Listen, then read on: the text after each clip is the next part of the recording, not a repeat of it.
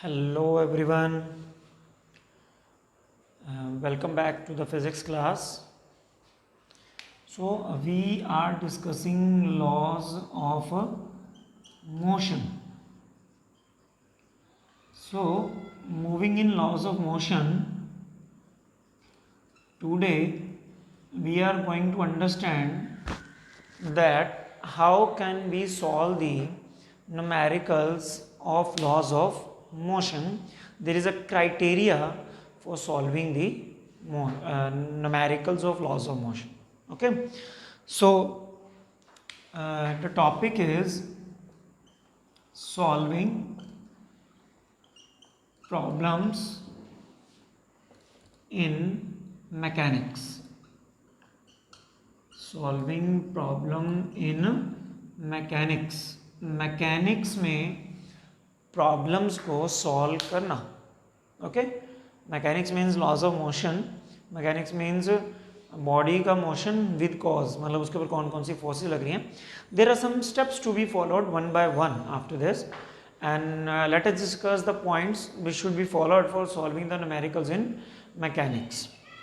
So first is draw a diagram showing schematically the various parts such as bodies, spots, connections, friction, pseudo forces, मतलब जो forces हमें कई बार दिखाई नहीं देती. सबसे पहले एक चीज़ समझ लीजिए, मैकेनिक्स में जो भी प्रॉब्लम्स आती हैं उसमें क्या होगा कि मान लीजिए एक बॉडी है वो एक स्ट्रिंग से बंधी हुई है.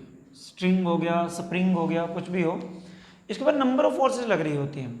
ओके, तो सबसे पहले कौन कौन फोर्स लगाता है. कोई भी हिंज हो, कब्जा जिसको कहते हैं हम, कब्जे नहीं तो दरवाजे में लगे हुए, स्प्रिंग हो, स्ट्रिंग हो, धागा हो, कोई दूसरी बॉडी हो, ये सारी बॉडी फोर्स लगाते हैं. और अल्टीमेटली ग्रेविटी का फोर्स हमेशा हर बॉडी पे लगता ही है. अल्टीमेटली ग्रेविटी का जो फोर्स होता है वो हर बॉडी पे ही लगता है. तो number of forces acting on a body, हमेशा number of forces acting on a body, एक बॉडी पे नंबर ऑफ फोर्सेस लग रहे होते हैं हमेशा. कुछ हमें दिखाई देते हैं, कुछ हमें अंडरस्टैंड करने पड़ते हैं. So first of all symmetrically या डायग्रामेटिकली हमें ये शो करना पड़ता है कि कितने फोर्सेस किसी भी बॉडी के ऊपर लग रहे हैं. Choose an a convenient part of the assembly.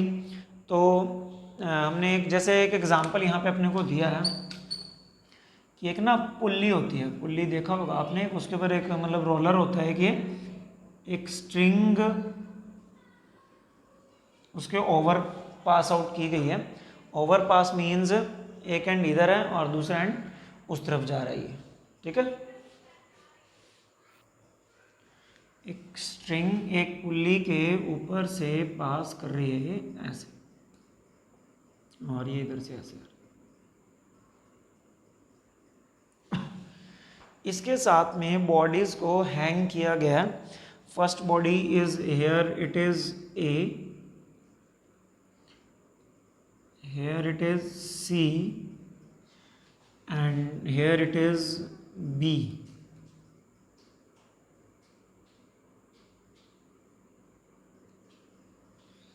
Okay, means एक स्ट्रिंग एक पुली के ऊपर से पास की गई है. Three bodies are there, A in one side, B and C on the other side. B is in between midpoint of the string and C is at the lower most point of the string. String के lower most point पे एक body आपने C hang की है. सबसे पहले आपने ये दिखाना होता है इसके ऊपर कि कितनी फोर्सेस इसके ऊपर लग रही हैं, कौन कौन सी फोर्सेस. हमेशा किसी भी बॉडी का जो वेट होता है वेट डाउनवर्ड लगेगा. तो इस बॉडी का जो वेट है, मान लो इसका मास m है, तो इसका वेट कहाँ लगेगा, डाउनवर्ड लगेगा. इसमें स्ट्रिंग मान लो यहाँ से बंधी हुई है, जिस तरफ से बॉडी हैंग होती है उस तरफ बॉडी में, जो स्ट्रिंग से अगर हैंग हो तो स्ट्रिंग में आती है टेंशन, अपर डायरेक्शन में खिंचाव. नॉर्मल सी बात है, बॉडी नीचे गिरेगी तो ये खिंच जाएगा. खिंचाव इसको ऊपर की तरफ आपको देखने को मिलेगा. टेंशन इसकी अपवर्ड है. This tension is T1. This tension is T1. तो अब अगर वेट ज़्यादा है T1 से, मतलब वेट का formula mg, if mg is greater than T1 it means this is in downward direction. The body A will move in downward direction. अगर इसका उल्टा कर दें कि if T1 is greater than mg, T1 is greater than mg, तो क्या होगा upward. अगर नॉर्मल सी बात है कि दोनों T1 इसको ऊपर ले जाना चाहता है, mg इसको नीचे ले जाना चाहता है, तो अगर नीचे जाने वाला फोर्स ज़्यादा होगा तो ऑब्वियस सी बात है बॉडी डाउनवर्ड जाएगी। If the tension in the upward direction that is more than the weight of the body, it means net force upward direction में लगेगा, it means the body A will move in upward direction. If tension is equal to weight, the body A will not move, it will remains at rest, it means it will remain at point A, okay वो rest पे रहेगी। तो इस तरह के forces जो लग रहे हैं वो आपको रिप्रेजेंट करना है। अब हम चलते हैं राइट साइड में, जो बॉडीज़ हैं हमारे पास उनके ऊपर क्या क्या फोर्सेस हमारे पास लग रही हैं वो हम देख लेते हैं। इसका मास m है, इसका भी मास वैसे m ही है, ओके। इसका वेट कहाँ लगेगा, डाउनवर्ड लगेगा, तो इसका हैंगिंग पॉइंट तो यही हुआ ना, इसकी टेंशन लगेगी अपवर्ड डायरेक्शन। टेंशन क्या लगेगी, अपवर्ड डायरेक्शन में इसकी टेंशन लगेगी। अब वैसे तो इसका वेट भी लगेगा डाउनवर्ड, दैट इज mg, तो इसकी टेंशन भी ऊपर होनी। इसकी टेंशन, क्योंकि ये स्ट्रिंग टूटी हुई नहीं है, बीच में से एक सिंपल कंप्लीट स्ट्रिंग है ये, तो इसकी टेंशन इसकी टेंशन के बराबर ही होगी, that is T1, that is T1। वैसे तो हैंगिंग पॉइंट की तरफ से भी एक टेंशन लगती है, देखो वेट की वजह से ये लगी, हैंगिंग पॉइंट की जो होल्ड करता है वो भी एक नीचे की तरफ टेंशन लगाएगा इसको बैलेंस करने के लिए, ठीक है। ये इस टेंशन को बैलेंस करने के लिए ऊपर से T1 लगी, तो इसको बैलेंस करने के लिए अब ये T1 लगेगी, यहाँ पहले लगती है अब डाउनवर्ड डायरेक्शन में इसको बैलेंस करने के लिए, ओके। अब इसको बैलेंस करने के लिए यहाँ T1 ये टेंशन लगेगी, टेंशन अपवर्ड डायरेक्शन बैलेंस कर लेता है, हैंगिंग पॉइंट जो होता है उस स्ट्रिंग की टेंशन को हमेशा बैलेंस कर लेता है। ये T2 ऊपर डायरेक्शन में लगेगा ये, तो इसकी एक्सेलरेशन डाउनवर्ड दी हुई है, इसका मतलब इसका वेट ज़्यादा और टेंशन कम है, तो नेट वो डाउनवर्ड जा रहा है, इसका मतलब वेट ज़्यादा है तो नीचे की तरफ बॉडी जाएगी, तो नेट फोर्स वहाँ वो बनेगा, ओके। तो एक क्वेश्चन दिया हुआ इसके ऊपर, इसी के ऊपर है, वो क्या है देखो, क्वेश्चन है 3 equal weight of mass m, 3 equal weight है, मास उनका m है, each are hanging on a string passing over a fixed pulley as shown in the figure, what are the tensions in the string connecting weight A to B and B to C। A से B में जो इसको attach कर रही है इसमें tension, और B से C में जो अटैच कर रही है वह स्ट्रिंग, उसका टेंशन आपको कैलकुलेट करना है। फिगर अपने को गिवन है, ये बोला गया कि अपवर्ड जा रहा है और ये बोला गया डाउनवर्ड जा रहा है, ओके। अगर अपने को A की हम बात करें, एक तो स्ट्रिंग A B को कनेक्ट कर रही है, एक स्ट्रिंग B C को कनेक्ट कर रही है। अगर हम फर्स्ट ऑफ ऑल बात करें A B की, ये अपवर्ड बोला गया, ये डाउनवर्ड बोला गया, मतलब ये तो ऊपर जा रहा है, एक्सेलेरेशन इसकी A है, इसकी डाउनवर्ड की एक्सेलेरेशन A है। तो अब हुआ क्या, ये ऊपर जा रहा है, इसका मतलब क्या ज़्यादा है, टेंशन ज़्यादा है। तो फर्स्ट अगर हम इसकी बात करें T1 अपवर्ड फोर्स ज़्यादा है, तो नेट फोर्स हमने निकालना। आप ये चीज़ सोचो, ये मार्कर है, ठीक है, इसका वेट लग रहा है डाउनवर्ड, मैं इसको अपने हाथ से ऊपर से पकड़ रहा हूँ, ये ऊपर जा रहा है, इसका मतलब क्या है कि मेरे हाथ का फोर्स, ग्रेविटी वाला फोर्स इसको कहाँ खींचेगा, नीचे, मेरे हाथ का फोर्स इसको कहाँ खींचेगा, ऊपर, तो इसका मतलब मेरे हाथ का फोर्स ज़्यादा है ग्रेविटी से, इसलिए ये कहाँ जा रहा है, ऊपर। लेकिन कितना ज़्यादा है, मान लो मेरा हाथ का फोर्स लग रहा है 10 न्यूटन, ग्राउंड का वेट है इसका 6 न्यूटन, जो ग्राउंड इसको नीचे खींच रहा है, तो कितनी फोर्स से ऊपर जा रहा है, जो नेट फोर्स बनेगी दैट इज़ 4 न्यूटन, क्योंकि डाउनवर्ड की 6 न्यूटन फोर्स अपवर्ड की टोटल 10 में से 6 न्यूटन फोर्स को तो बैलेंस कर देगी, तो नेट 4 न्यूटन की फोर्स से ही ऊपर की तरफ जाएगा। तो हमने कैसे निकालना है, अपवर्ड में से लोअर जो है वो माइनस कर दो और इसको नेट फोर्स के बराबर रख दो, और फोर्स होता है MA, फोर्स किसके बराबर होता है, MA, T1 minus mg is equal to MA। दोनों का नेट निकाला, जो ज़्यादा में से कम वाला माइनस करके किसके बराबर बचेगा, नेट फोर्स के बराबर, फोर्स M में होता है, तो T1 minus mg is equal to MA। यहाँ T1 मैंने निकाल लिया, ये बन जाएगा इधर जाके MA प्लस mg, तो T1 is equal to M common A plus G, T1 क्या आ गया, M into A plus G। तो अब बात आती है A की, A एक्सेलेरेशन हमने निकालनी पड़ेगी इसमें। अब जो फोर्स का formula F is equal to M है, A क्या होता है यहाँ से, F बाई M, A क्या बना, F बाई M, F होता है टोटल फोर्स और M होता है टोटल मास। अब इसका मास M है, इसका मास M है, इसका मास M है, तो टोटल मास तो हो गया 3M। बात आती है टोटल फोर्स की, ओके। टोटल फोर्स कैसे निकालें, डाउनवर्ड फोर्स की हम बात करेंगे, इधर mg का फोर्स है, इधर mg इसका 2 mg का फोर्स है, ओके। लेकिन ये एक साइड में अलग साइड में है, ये ऊपर जा रहा है और ये कहाँ जा रहा है, नीचे। अगर दोनों नीचे जा रहे होते तो दोनों का जो वेट है टोटल प्लस हो जाता। Weight is also force, weight is also a force, तो यहाँ वेट ही लेंगे। तो यहाँ mg ये नीचे जाएगा तो ये ऊपर जाएगा, मतलब अपोजिट मोशन है, अपोजिट मोशन में आपको माइनस करना पड़ता है, सेम डायरेक्शन मोशन होता तो प्लस। तो 2 mg तो एक तरफ है और माइनस mg इसमें से करेंगे तो नेट वेट या फोर्स क्या बचेगा, mg, क्योंकि ये नीचे जाएगा और ये कहाँ जाएगा, ऊपर। नेट फोर्स इसका 2 mg नीचे और ये ऊपर, तो अपोजिट हो गया, ये डाउनवर्ड ये अपवर्ड, तो अपोजिट डायरेक्शन होगी इसलिए माइनस हो जाता, अगर सेम डायरेक्शन में होते तो प्लस हो जाता। तो नेट फोर्स यहाँ पे आ रहा है mg, तो m से m cancel, a is equal to क्या आ गया, g/3, a is equal to क्या आ गया, g/3। तो यहाँ टेंशन की जगह हम वैल्यू अगर पुट करते हैं that is m g/3 into G, LCM ले लो, 3 एलसीएम आएगा अंदर, तो m इंटू अंदर क्या बचेगा, 4g/3 बचेगा।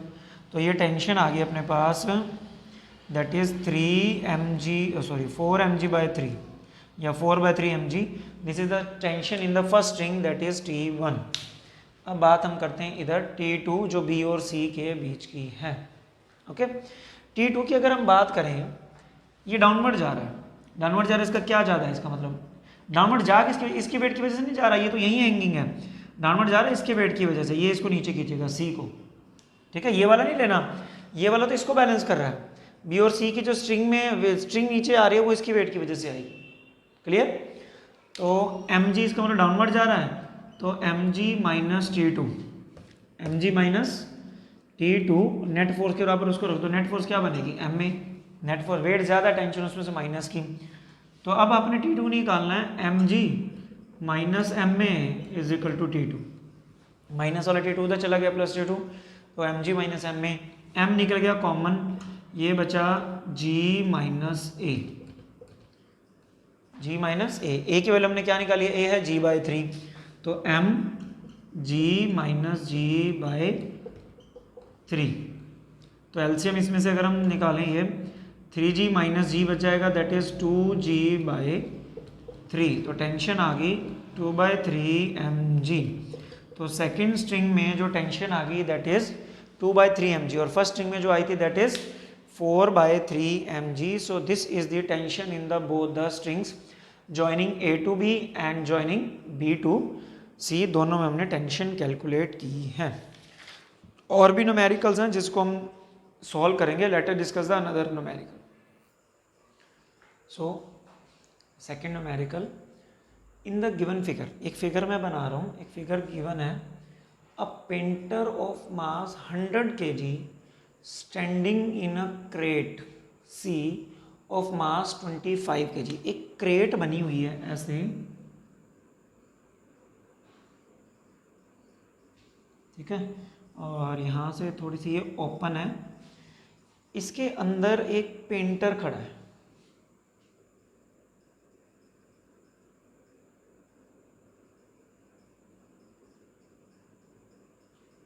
ये पेंटर एक इसके अंदर खड़ा है और क्या कर रहा है ये, ऑफ मास 25 kg, इसका mass 20, pulls himself up with a crate with an acceleration. ये क्रेट एक, इसकी जो स्ट्रिंग है वो एक पुल्ली के ऊपर से होके जा रही है और स्ट्रिंग जो है वो इसके हाथ में है। थोड़ा इसको छोटा बना देता हूँ, फिगर अच्छी तरह से समझ आ जाएगा। तो यहाँ पुल्ली मैंने बना दी छोटी और ये स्ट्रिंग यहाँ आ रही है और ये अपने हाथ से इसको क्रेट को ऊपर जा रही, क्रेट ऊपर जा रही, कब ऊपर जाएगी, ऐसे है, तो इसको रस्सी को नीचे खींचेगा, रस्सी को फोर्स कहाँ लगाएगा, नीचे। अगर रस्सी को फोर्स नीचे लगाएगा मतलब इसकी जो फोर्स है वो नीचे लगा रहा है रस्सी के ऊपर, तो रस्सी नीचे को खींचेगा तो ये क्रेट कहाँ जाएगी, ऊपर की तरफ मूव करेगी, ठीक है। तो क्वेश्चन क्या है, if the given figure a painter of mass 100 kg standing in a crate of mass 25 kg, painter का मास तो हो गया, पेंटर के मास को मैं स्मॉल m से लिख रहा हूँ दैट इज 100 kg, और जो क्रेट का मास है उसको मैं कैपिटल M से लिख रहा हूँ that is 25 kg, okay. Pulls himself up, अपने आप को ऊपर खींच रहा है विद द क्रेट, क्रेट के साथ with an acceleration. If painter exert a force of 450 newton on the floor of the crate, जो पेंटर है वो इसके फ्लोर के ऊपर 450 न्यूटन का फोर्स लगा रहा है। तो अब हम बात करते हैं इसके ऊपर फोर्सेस कौन कौन से लग रहे हैं।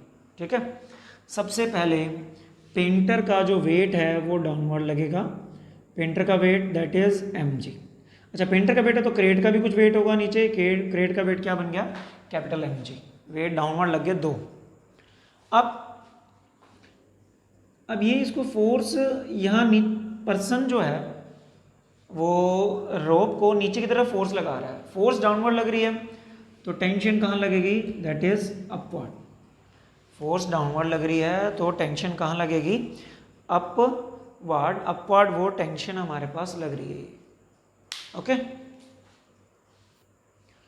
अब ये पॉइंट बी है, बी पॉइंट पे इसके अंदर 2 फोर्स लग रही है, एक फोर्स नीचे और टेंशन ऊपर। अब एट बी पॉइंट पे कौन कौन से फोर्स लग रही हैं, एफ डाउनवर्ड लग रही है उसको पॉजिटिव मान लिया, टेंशन अपवर्ड लग रही है तो उसको क्या मान लिया, नेगेटिव। ओके, अच्छा, एक रोप का कुछ वेट अपने को दिया, मास दिया, स्टेटमेंट में कहीं नहीं कहा गया। अगर ना कहा गया हो तो जो स्ट्रिंग का मास है वो हमने मास लेस लेनी है, मतलब बहुत कम मास लेना है कि उसका मास 0 ही माना जाएगा। वैसे अगर हम देखें कि नीचे क्या लगेगा, स्ट्रिंग का वेट भी नीचे लगना चाहिए था, वेट उसका मान लो mg बोल दिया मैंने, mg का मतलब mass at point B into G downward, और स्ट्रिंग जा भी नीचे रही है तो नेट फोर्स भी क्या होना चाहिए था, mba, मतलब फोर्स भी नीचे लग रही है तो ये वेट भी नीचे लग रहा है mbg, जो नीचे लग रहे हैं वो प्लस, जो ऊपर लग रहा है वो माइनस, नेट फोर्स के बराबर इसको रख देते हैं, नेट फोर्स आ गया mba। But mb is equal to 0, अपने को दिया नहीं हुआ स्ट्रिंग का मास, अगर मास स्ट्रिंग का 0 है तो mb ये भी 0 ये भी 0, इसका मतलब f minus T is equal to क्या आ गया, 0। So f is equal to t। इसका मतलब बी पॉइंट पे स्ट्रिंग पे जितनी वो पर्सन नीचे फोर्स लगा रहा है उतनी ऊपर टेंशन लग रही है, तो टेंशन हमारे पास फोर्स के बराबर आएगी। और हमने कैलकुलेट क्या करना है, पहले तो फाइंड एक्सेलरेशन और टेंशन इन द स्ट्रिंग। इसका मतलब जो पर्सन फोर्स लगा रहा है भाई उसकी टेंशन है, तो हम ये ढूंढ लें कि पर्सन इधर कितना फोर्स लगा रहा है, जितना फोर्स लगा रहा होगा उतनी टेंशन आ जाएगी, और टेंशन हमने कैलकुलेट ही करनी है इसमें। अब बात करते हैं क्रेट की। क्रेट में भी टेंशन ऊपर की तरफ लग रही होगी, ठीक है, क्योंकि वेट नीचे लग रहा है, ऊपर स्ट्रिंग तो खींची रही होगी, तो टेंशन तो ऊपर की तरफ ही लग रही होगी इसमें। ओके, अब ये जाएगी कहाँ, ये क्रेट जा रही है विद एन एक्सेलरेशन, तो इसकी एक्सेलरेशन अपवर्ड है, ये क्रेट जा रही है ऊपर की तरफ। उसने बोला है up with the crate with an acceleration, मतलब इधर एक्सेलरेशन है। इधर एक्सेलरेशन होने का क्या मतलब है, अभी ऊपर टेंशन ज़्यादा है इन दोनों के वेट से, यही मतलब हुआ इसका। अब टेंशन अगर ज़्यादा है, अगर हम सिर्फ अभी पेंटर की बात करें, ठीक है, तो अभी हम बात करते हैं equation of motion for painter, सिर्फ पेंटर की बात करते हैं, उस क्रेट की बात नहीं करते। तो पेंटर क्या कर रहा है, पेंटर का वेट नीचे लग रहा है, दैट इज mg। अगर डाउनवर्ड वाला पॉजिटिव ले रहे हैं हम तो mg पॉजिटिव ले लेना, ठीक है। और वेट नीचे, अगर ये इसका एक और चीज़ दी हुई है 450 newton on the floor of crate, जो पेंटर है वो इसके फर्श पे 450 न्यूटन का फोर्स लगा रहा है। Action and reaction and equal and opposite, अगर ये फर्श पे 450 न्यूटन का फोर्स लगा रहा है तो फर्श भी इसके ऊपर 450 न्यूटन का फोर्स लगाएगा, क्योंकि न्यूटन का थर्ड लॉ क्या कहता है, action and reaction are equal and opposite. तो एक नॉर्मल रिएक्शन ऊपर भी लग रहा होगा, यहाँ ऊपर की तरफ उसको काउंट करेंगे, वो भी 450 न्यूटन ही होगा, तो मतलब एक नॉर्मल रिएक्शन ऊपर की तरफ लग रहा है। अभी हम स्ट्रिंग की टेंशन क्यों नहीं ले रहे, क्योंकि सिर्फ पेंटर की बात कर रहे हैं, पूरी क्रेट की बात नहीं कर रहे। तो -r एक नॉर्मल रिएक्शन ऊपर और लगेगा इसमें। ओके, तो अब पेंटर की वजह से, पेंटर के वेट की वजह से भी कुछ टेंशन आएगी, स्ट्रिंग में खिंचाव तो पड़ेगा ही। पेंटर का अगर एक खाली क्रेट और पेंटर उसमें खड़ा, उसका वेट, उसकी वेट की वजह से ज़्यादा खींचेगी वायर, तो उसमें टेंशन उसमें क्या आएगी, ज़्यादा ही आएगी। तो ऊपर एक टेंशन भी है तो उसको टेंशन को भी प्लस कर दिया, ये कर दिया, माइनस ऊपर की तरफ माइनस ले लिया, नेट फोर्स के बराबर रख देते हैं। नेट फोर्स क्या बन जाता है, दैट इज ma के बराबर इसको रख दिया। ये माइनस वाला दोनों उधर चले जाएंगे तो क्या बन जाएगा, t plus R is equal to m common निकालेंगे g plus A, t plus R is equal to क्या बन गया, m into G plus A. ये इक्वेशन नंबर, ये तो पहले 1 थी, दिस इज इक्वेशन नंबर 2। अब दोनों के सिस्टम की बात कर लेते हैं, पेंटर भी और क्रेट भी, ठीक है। तो अब आ जाएगा equation of motion for system, मतलब क्रेट प्लस पेंटर दोनों की अगर हम बात करें तो डाउनवर्ड में क्या क्या लग रहा है, दोनों का वेट लगेगा पहले तो डाउनवर्ड में दोनों का वेट लग रहा है, डाउनवर्ड प्लस mg पहले तो ये हो जाएगा, ठीक है। अब बात आती है टेंशन की। अब टेंशन क्या, नॉर्मल एक्शन अब नहीं लेंगे, नॉर्मल एक्शन तो अंदर उसके जो फ्लोर पे वो फोर्स लगा रहा था उसकी वजह से, पेंटर की थी क्रेट की वजह से अपने को कोई फोर्स नहीं दी गई। तो एक टेंशन तो पेंटर की वेट की वजह से आएगी, पेंटर भी आया सिस्टम में, एक क्रेट की वजह से आएगी, तो ऊपर कितनी टेंशन हो जाएगी टोटल, दैट इज 2t। एक टेंशन आई पेंटर की वेट की वजह से जो खिंचाव आएगा, दूसरा क्रेट की वेट की वजह से जो खिंचाव आएगा, तो 2t नेट फोर्स के बराबर इसको रख दो। नेट फोर्स क्या बनेगा, नेट फोर्स में भी दोनों का मास लेना पड़ेगा, क्योंकि नेट फोर्स में पहले हम एम में रख देते थे, ठीक है, तो अकेले पेंटर का मास था, क्योंकि पेंटर, अगर हम सिस्टम की बात करें तो सिस्टम का मास दोनों का, तो force is equal to M में होता है, तो यहाँ पे मास भी दोनों का ही आएगा, that is m plus M into A. ये सिस्टम की बात कर रहे हैं, सिस्टम का मास लिया जाएगा पूरे का, तो यहाँ से तो इसको ये बन गया mg, ये स्मॉल m है, वो कैपिटल M है। इक्वेशन इसमें से एक बना लेंगे, 2t एक तरफ छोड़ दो, बाकी एक तरफ हम कर लेंगे। इसको अगर मल्टीप्लाई करूँ मैं तो क्या बनेगा ये, it means M A plus M A, तो मैं स्मॉल वाले इकट्ठे कर देता हूँ m वाले और कैपिटल वाले इकट्ठे, ये 2t उधर चला गया, तो इधर mg, इधर ये आ जाएगा m इंटू जी माइनस ए, ये इधर आ गया, m कॉमन आ गया, स्मॉल g माइनस ए, प्लस में अगर बात करें ये कैपिटल M कॉमन आएगा तो g minus A is equal to 2t। एक इक्वेशन ये बन गई थी, सेकेंड एक इक्वेशन ये पूरे सिस्टम की बन गई। अब हमने कुछ नहीं करना, इसमें वैल्यूज पुट करनी है जो जो हमें गिवन है। जैसे आप क्वेश्चन में देखो, हमने निकालना क्या था, एक्सेलरेशन ऑफ द पेंटर, पहले तो इक्वेशन पुट करनी पड़ेगी अपने को, मास, ये क्या था, मास स्मॉल m कितना था, दैट इज 100 kg, तो मैं फ्रॉम सेकेंड इक्वेशन से अगर मैं वैल्यू पुट करनी स्टार्ट करूँ, m 100 हो गया, g हमको दिया हुआ था 10 लेना है, a हमें पता नहीं है, कैलकुलेट करना है, टेंशन भी हमें नहीं पता कितनी है, प्लस r क्या होता है, नॉर्मल रिएक्शन के बराबर है, नॉर्मल रिएक्शन 450 होगी, फोर्स के अपोजिट लगती है, तो वो 450 अपने को दे रखी है। तो इसको अगर हम करें तो ये बन जाएगा 1000 मल्टीप्लाई कर रहा हूँ मैं, plus 100a is equal to t plus 450, ये 450 इधर आके 1000 में से माइनस हो जाएगा, तो 550 बाकी बचेगा, t is equal to 550 minus 100a, this is the equation number 4, this is equation number 3 and this is equation number 4, एक ये बन गई। अब यही वैल्यूज इसमें पुट करो, फ्रॉम 3rd इक्वेशन से m स्मॉल m है, that is 100, g 10 minus a, plus capital M 25 kg था जो क्रेट का मास था, g माइनस a, g हो गया 10 minus a is equal to ये 2t है, सॉरी। अब इसको सॉल्व कर देंगे, ये क्या बन जाएगा, 1000 minus 100a plus 250 minus 25a is equal to 2t, multiply कर दिया अंदर। अब ए वाले इकट्ठे का, तो ये 1000 प्लस 250 दैट इज 1250, तो ये बना, और माइनस का 125a बना is equal to 2t, this is the equation number 5। क्या बना, इक्वेशन नंबर 5 हमारे पास, ये दो बन गई equation number 4 and equation number 5। अगर हम यहाँ पे t की ये वैल्यू पुट कर दें, आंसर आ जाएगा हमारा, t की ये वैल्यू अगर हम 5th इक्वेशन में पुट कर दें तो we will get the answer, a निकल जाएगा। तो अब क्या हमने क्या किया, put value of t from equation 4 in equation 5, 5th equation में पुट कर दो, तो 4 से t की वैल्यू इसमें पुट करूँ तो क्या बनेगा, इधर तो है 1250 minus 125a is equal to 2 into T की वैल्यू ये पुट कर दो, 2 इंटू ये करेंगे तो मल्टीप्लाई कर दो 2 से, दैट इज 550 इंटू ये तो 1100 हो जाएगा, मतलब 1100 माइनस 200a, ओके।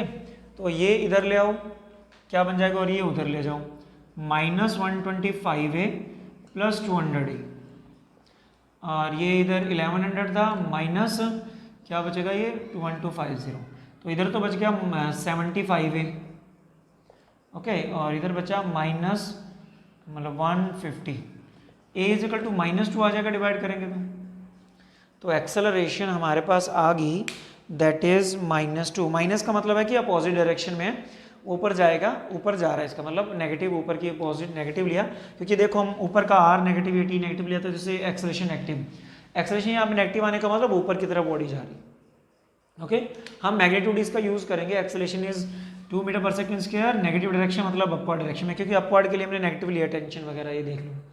अब a की वैल्यू इनमें से किसी क्वेश्चन में पुट कर दो, फ्रॉम 4 क्या था, t is equal 550 minus 100 a। अब a की वैल्यू आपने जो पुट करनी है, दैट इज जो भी है वो पुट कर दो, इसको जो है वही यूज करनी है हमने, -2, तो इस 550 प्लस 200 हो जाएगा ये, तो दिस विल बी 750 न्यूटन। तो टेंशन क्या आ गई, 750 न्यूटन। हमने क्या क्या निकालना था क्वेश्चन में, हमारे एक एक्सेलरेशन निकालनी थी और एक टेंशन निकालनी थी, तो हमारी एक्सेलरेशन और टेंशन निकल जाएगी। तो न्यूमेरिकल करते वक्त एक चीज़ ध्यान रखनी है कि जैसे अलग अलग इसके ऊपर ये एक स्ट्रिंग थी, स्ट्रिंग का नेट फोर्स निकाल लिया उससे इक्वेशन, फिर पेंटर का निकाला, फिर सिस्टम का निकाला, तो जितने भी उसमें पार्ट आप बना सकते हो उनके ऊपर कितने फोर्सेज लग रहे हैं उनका रिजल्ट निकाल के नेट फोर्स के बराबर रखना है, तभी आप न्यूमेरिकल सोल्व कर पाओगे जो मैकेनिक्स में हमारे होते हैं। Now let us discuss the third numerical. क्या दिया हुआ थर्ड न्यूमेरिकल में अपने को, एक इंक्लाइन प्लेन दिया हुआ है, इंक्लाइंड है ये एंगल है थीटा, एक यहाँ पे मास है दैट इज m1, यहाँ एक पुली लगी हुई है इसके ऊपर, यहाँ पे बिल्कुल जो एज होता है इसका, यहाँ पे एक पुली है, इस पुली के ऊपर से एक स्ट्रिंग जाके और एक दूसरी बॉडी है जो जिसका मास है m2, वो यहाँ पे है। ओके, ये अपने को एक सिस्टम दिया हुआ है, इसमें ये बना हुआ सिस्टम इसका, ये अपने को गिवन है। पूरा सिस्टम रेस्ट पे है, रेस्ट का मतलब कि m1 m2, ना तो m2 नीचे जा रहा है ना m1 इधर जा रहा है, तो पूरा सिस्टम रेस्ट पे है। तो आपको क्या कैलकुलेट करना है, एक तो ये एंगल कैलकुलेट करना है, और एक इंक्लाइन प्लेन फोर्स एक्सर्टेड, जो इंक्लाइन प्लेन इस f1 के ऊपर, m1 के ऊपर जो फोर्स लगा रहा है वो हमने कैलकुलेट करना है। मैं इस फिगर को थोड़ा सा क्लियर कर दूँ, ठीक कर दूँ इसको।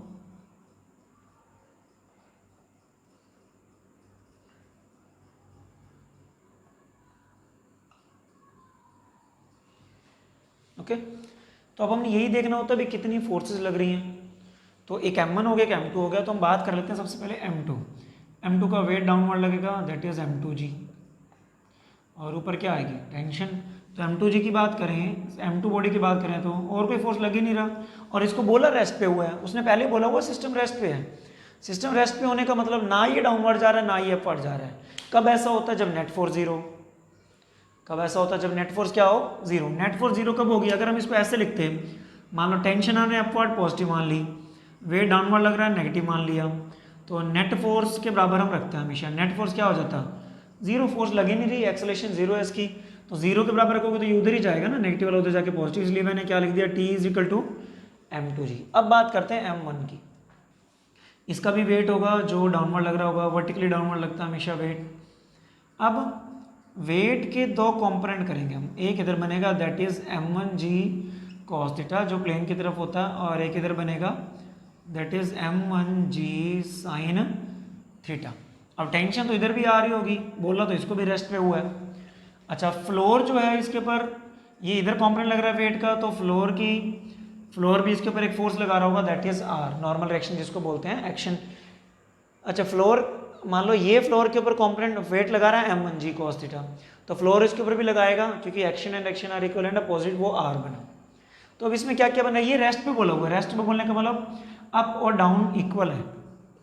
t इज इक्वल टू क्या आ गया, m1g sin थीटा, एक तो ये बना, ओके, और एक r इज इक्वल टू क्या बना, that is m1g cos theta, ये आ गया। अगर हम यहाँ से बात करें, ये क्वेश्चन नंबर 1, ये क्वेश्चन नंबर 2, ये क्वेश्चन नंबर 3, 1 और 2 की अगर हम बात करें, left hand side is equal from 1 and 2, left hand side equal है, टी टी इक्वल है, तो क्या बना, m2g is equal to m1g sine theta, G से जी कैंसिल, साइन थीटा क्या आ गया, साइन थीटा आ गया m2 बाय में m1, तो थीटा क्या आ जाएगा यहाँ से, theta is sine inverse m2 by में m1, sign inverse m2 by में m1। तो थीटा आ गया, थीटा ही हमने कैलकुलेट करना था, तो थीटा हमारा कैलकुलेट हो गया। सबसे पहली बात एंगल पूछा तो उसने इंक्लाइन प्लेन का, जिसको ग्रेडियंट भी कहते हैं, तो वो कैलकुलेट हो गया। दूसरा उसने पूछा है कि जो force exerted by incline plane on the m1, जो force exerted by incline plane on m1, incline plane m1 के ऊपर जो फोर्स लगा रहा है वो r है, इसका मतलब हमने r कैलकुलेट करना है। अब r के लिए अपने को चाहिए क्या क्या, r में क्या क्या है, m1g cos थीटा, ये अपने को चाहिए था इसमें m1g cos थीटा। अब cos थीटा की वैल्यू अपने पास है नहीं, लेकिन sin थीटा हमारे पास है पड़ा, तो cos को sin के फॉर्म में कन्वर्ट कर सकते हैं। ये है क्या, m1g cos theta, as we know cos square theta plus sin square theta is equal to 1, तो cos square theta is equal to 1 minus sine square theta, square उधर जाके अंडर रूट, तो cos थीटा को sin के form में convert तो कर ही सकते हैं ना, कन्वर्ट कर दिया उसको, तो यहाँ हम ये लिख सकते हैं that is m1g cos theta 1 minus sine square theta का अंडर रूट, और साइन थीटा की वैल्यू अपने को पता है that is m2 by m1, तो r is equal to m1g 1 minus that is m2 by में m1 स्क्वायर, m2 बाई में m1 का क्या कर दिया स्क्वायर, साइन थीटा की वैल्यू पुट की, उसका सारे का स्क्वायर आ जाएगा। अब इसको सोल्व कर दो, m1g अंडर रूट, इसका ओपन करोगे 1 माइनस m2 स्क्वायर बाई में m1 स्क्वायर, एलसीएम इसका आ जाएगा m1 स्क्वायर और इधर बचा m1 square minus m2 square. अब m1 स्क्वायर का अंडर रूट अगर आप निकाल लोगे स्क्वायर रूट में, जो नीचे डिनोमिनेटर में आएगा दैट इज m1, और m1 से m1 कैंसिल, तो बचा क्या, r is equal to g under root m1 square minus m2 square, this is the normal reaction. r आ गया, r ही हमें चाहिए था, अभी r क्या था, जो इंक्लाइन प्लेन उस m1 के ऊपर फोर्स लगा रहा है दैट इज r, तो r हमारे पास आ गया, इट मीन्स इंक्लाइन प्लेन इतना फोर्स लगा रहा है किसके ऊपर, दैट इज m1 बॉडी के ऊपर कितना फोर्स लगा रहा था। So this is the method to solve the numericals based on mechanics, जो लॉज ऑफ मोशन के न्यूमेरिकल्स हैं कुछ, I will send some unsolved questions to you and you have to solve the numericals based on this. Okay, this is your homework, and homework will be sent along with this lecture. You have to solve the question on your notebook and send the answers in PDF form to my personal WhatsApp wall. Okay, the WhatsApp number will be given in the assignment, so this is compulsory for all. Class 11 student, listen carefully, this is compulsory for all. These questions solved answers will be there in the PDF form and it should be sent to me at my personal WhatsApp wall till 11 am, till 11 am on the next day from the lecture. Okay, lecture से अगले दिन 11 am तक answers मेरे पास PDF form में आ जाने चाहिए। जिनके answers नहीं पहुंचेंगे I will call them personally and ask the reason. Okay, and I think all you understood the today's topic, so upcoming lectures will be based on upcoming topics, so till then thanks and have a nice day.